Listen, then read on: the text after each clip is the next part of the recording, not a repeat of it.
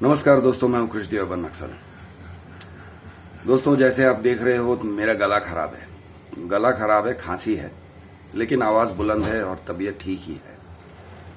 तो दोस्तों, कल एक इम्पॉर्टेंट डेवलपमेंट हुआ रुणवाल के केस में, जिसके बारे में मैं आपको बताना चाहता हूं। हमें पुलिस स्टेशन से बुलावा आया था और कुर्ला कोर्ट में अपीयर होने को कहा था, कुर्ला मजिस्ट्रेट कोर्ट में, क्योंकि वो हमें चार्जशीट सर्व करना चाहते थे। चार्जशीट मतलब जिसको कहते हैं दोषारोप पत्रक। तो ये ऐसे होता है कि एफआईआर में जो इन्वेस्टिगेशन किया गया है, उस इन्वेस्टिगेशन के बेसिस पर वो हमारे ऊपर ट्रायल चलाना चाहते हैं, और ट्रायल चलाने के लिए जो दोष आरोप वगैरह लिखा जाता है कि उनके रीजनिंग के हिसाब से भाई कृष्ण इस तरह से, कृष्ण राजेंद्र ने, जो भी है, पब्लिक ने, हम लोगों ने इस तरह से रुणवाल के साथ चीटिंग किया है और हम लोगों ने आपस में कॉन्स्पिरेसी किया है वगैरह वगैरह, जो उनकी पुलिस की थियोरी है, जो थियोरी वो कोर्ट में चलाने वाली है, उसको लिखा जाता है। उसको कहते हैं दोष आरोप पत्रक या चार्जशीट। तो ये एक इम्पॉर्टेंट स्टेज होता है प्रोसिक्यूशन में। तो वो हमें कल कोर्ट में बुला के प्रेजेंट किया गया। अब इसका मतलब ये होता है कि अब सायन पुलिस स्टेशन से के हाथ से निकल के मामला पहुंचता है मजिस्ट्रेट कोर्ट के हाथ में, और मजिस्ट्रेट कोर्ट के पास अब मामला आगे बढ़ेगा।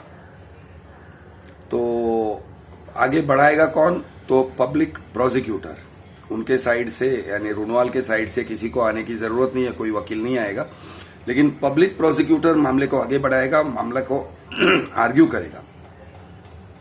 तो इसको कहते हैं दोषारोप पत्रक। तो करीब करीब इतना मोटा है। मैं आपको उसमें से पढ़ के सुनाऊंगा एक एक, क्योंकि काफी उसके अंदर जो उनकी दलीलें हैं उनका खंडन करना है। ऑफ कोर्स मजिस्ट्रेट कोर्ट में खंडन करेंगे हम, उसके अगेंस्ट जो कहते हैं डिस्चार्ज एप्लीकेशन करने वाले हैं, करेंगे, और यानी कोर्ट को दिखाएंगे, कोर्ट के सामने एक्सपोज करेंगे कि भाई ये किस तरह से गलत तरीके से केस बनाया गया है, और यानी झूठे आरोप की एक नई सीमा ये लोगों ने रीच कर ली है।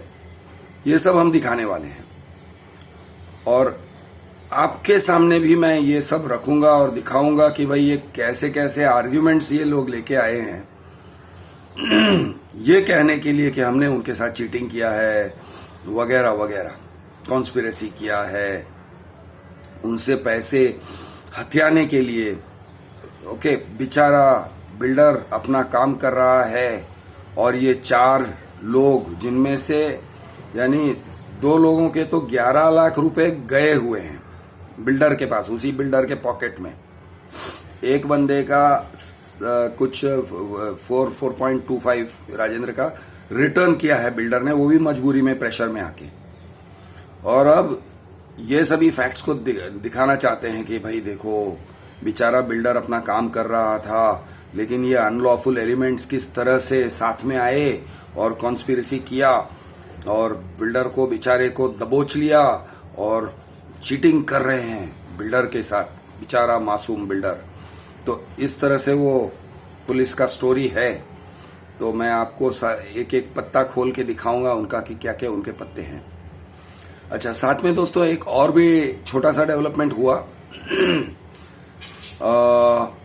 होता ये है कि पुलिस आपसे ये ले लेती है, क्या कहते हैं, जामीन या फिर सिक्योरिटी बॉन्ड, या तो पैसों में, या फिर कोई आपके लिए आके बेल फर्निश कर रहा है, ऐसे वो उनसे लिखवा लेते हैं। तो ये सब हो चुका है। जैसे आप जानते हो, मैंने एक पब्लिक रिक्वेस्ट भी किया था और पब्लिक आई भी थी, और हम लोगों ने, मेरे और राजेंद्र के लिए, हम लोगों ने बेल बॉन्ड अभी रिसेंटली ही फाइल किया पुलिस के पास। अब सब लोग जानते हैं कि हम कहीं फरार होने वाले नहीं है, लेकिन प्रोसेस को यूज करके हैरेसमेंट का एक टेक्निक है। अब ये हैरेसमेंट का टेक्निक दोबारा रिपीट होने जा रहा है कोर्ट के साथ। मजिस्ट्रेट कोर्ट का भी एक रिक्वायरमेंट होता है कि भाई बेल बॉन्ड फर्निश करो, या तो पैसे फर्निश करो, या फिर जामीनदार को लेके आओ जो कहेंगे कि तुम लोग अगर भाग जाओगे तो हम 25,000 रुपया 50,000 रुपया कोर्ट को दे देंगे। ये टाइप के सारे प्रोसीजर्स बेसिकली करने पड़ते हैं।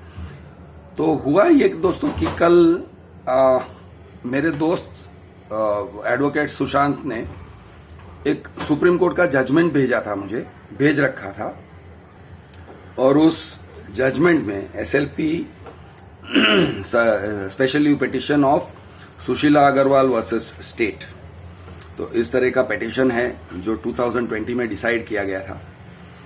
जस्टिस अरुण मिश्रा ने ऑथर किया है ये जजमेंट को। काफी अच्छा जजमेंट है।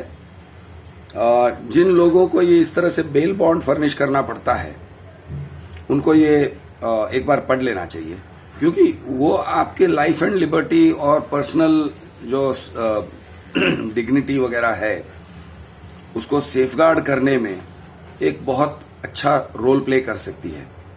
तो मैंने ये जजमेंट मजिस्ट्रेट को दिया, और कल जो ऑर्डर आया वो ऑर्डर इस जजमेंट से प्रभावित था। हालांकि उन्होंने उस जजमेंट का नाम लिखा नहीं, मैंने भी उनसे कहा सर आपने नोट नहीं किया है, लेकिन उन्होंने कहा नहीं, it has been taken on record. तो खैर उनका ऑर्डर अभी अपलोड हुआ नहीं था, देखता हूं अपलोड जब होगा तो मैं आपको वो ऑर्डर पढ़ के सुनाता हूं कि ऑर्डर क्या है। और ये जो सुशीला अग्रवाल वर्सेस स्टेट का जो स्पेशल लीव पिटिशन है बहुत ही इंटरेस्टिंग है, बहुत ही जरूरी है आप लोगों को भी जानना, और खास करके उन लोगों के लिए इंपॉर्टेंट हो जाता है जो किसी न किसी तरह से आरोपी हैं। दोस्तों, मासूम लोगों को भी आरोपी बनाया जा सकता है बाय द सिस्टम, और बड़े बड़े क्रिमिनल्स को आजाद छोड़ा जाता है बाय द सिस्टम। ये हम जानते हैं कि भाई ये इस तरह से सिस्टम चलाया जाता है और चलाया गया है। नॉट अ प्रॉब्लम, लेकिन हमें जानना चाहिए कि इसी सिस्टम के अंदर ऐसी कौन सी चीजें हैं, कौन से जजमेंट्स हैं, कौन से फीचर्स हैं जिसका हम इस्तेमाल कर सकते हैं अपने बचाव के लिए और अपना एक वर्चस्व बनाए रखने के लिए।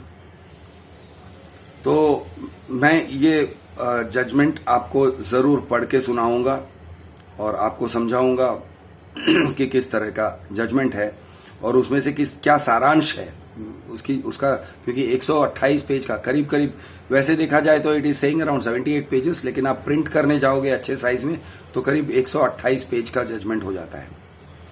तो खैर मैं आपको पढ़ के सुनाऊंगा, आपको समझाऊंगा कि किस तरह से वो जजमेंट काम करता है आपके लिए। अब हमारा अगला डेट है 28 अप्रैल को, यानी 3 महीने का समय है उस जजमेंट के लिए तैयारी उस डेट के लिए तैयारी करना है।